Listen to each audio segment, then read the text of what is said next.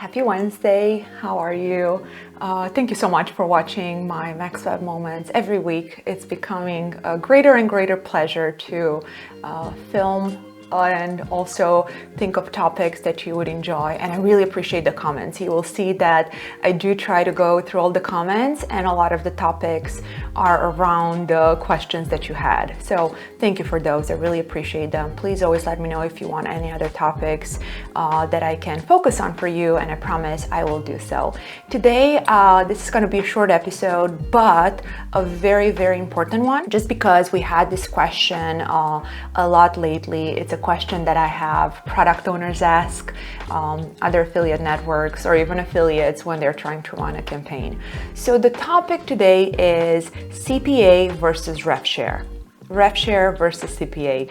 How do you prefer to get paid? What it really means to get paid, CPA or Revshare, and what I think is the better option out of those two.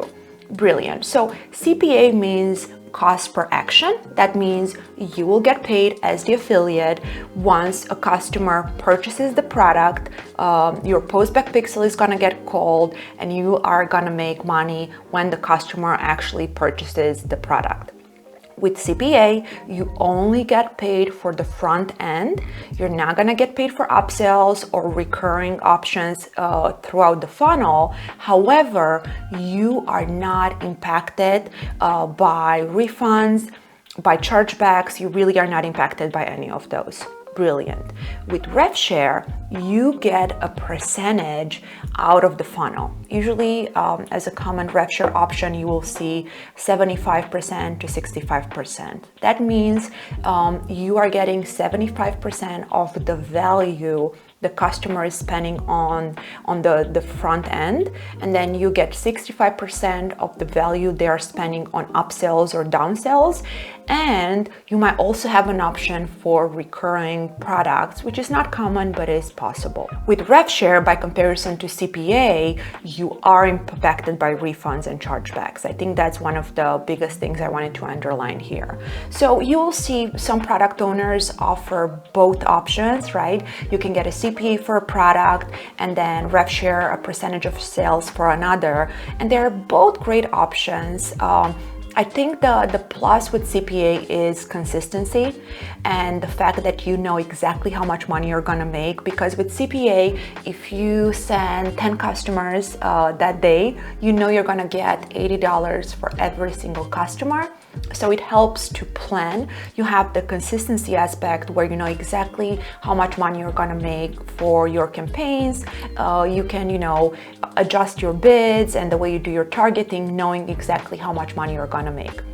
With Revshare, you might make more money for one customer. However, it's so important to remember that you're gonna be responsible for refunds and chargebacks.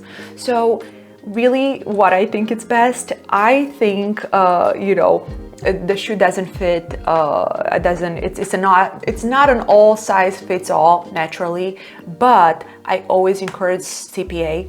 That's why we only offer CPA here at MaxWeb. We used to offer Revshare, and it created a big mess with allowances and the refunds and whatnot.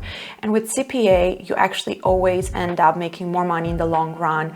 And I know a lot of people don't agree with this, but I have seen the industry for the last 7 years, and in the long term, it's always so nice and clear. Obviously, you need to get a really good CPA. We're talking about getting as much as possible, most times more than 100% from front end, right? So let's be clear. You make more money with CPA when you get a very, very good CPA, right? I mean, for some of our offers that have a great average order value, even if one product costs $69, you're gonna get 120 or 140 on the front end, right? Naturally, that's possible for the really good converting offers, but that's close to what you get on Revshare, but you are not impacted by refunds, chargebacks, and allowance, right? I just want to mention a moment, because every time I hear the comparison that affiliates make between Revshare and CPA, sure, they always mention, oh, but my refund rate is 2%, right? Well, that might be a refund rate now, the first 30 or 60 days of running, but most payment processing platforms have a policy of up to 180 days. That means the customers can come back and ask for a chargeback 6 months later after buying the product. And another thing that's very common in our industry, and I know a lot of you guys have seen this happen quite a lot, product owners letting affiliates run on Revshare when they are out of stock. Sadly, that's very common. I know it's terrible, but you know, the product owners will make money in a different manner, right? So they will let affiliates earn a lot on Revshare, knowing that they don't have stock, knowing that refunds will come in, and that means a lot of loss for you as the affiliate. Imagine when customers don't get their product, they're going to refund in a couple of months, and if most of your clients refund, you're going to think you have a lot of money in your account that you don't. So CPA is always such a safe bet.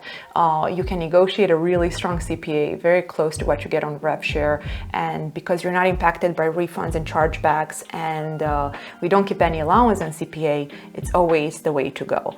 But I really want you to ask your, your affiliate friends, ask around in forums, and ask people that have been doing this for at least 5 years, right? Because it takes a bit to understand the game, to go through the wars and have the bleeding wounds of actually running on Revshare before you understand how valuable and strong CPA is. And honestly, I would love to hear what you have to say. Do you have any war stories with either CPA or Revshare? What do you prefer running? And yeah, any comments, really, just drop them below. And thank you so much for watching. You're awesome and special.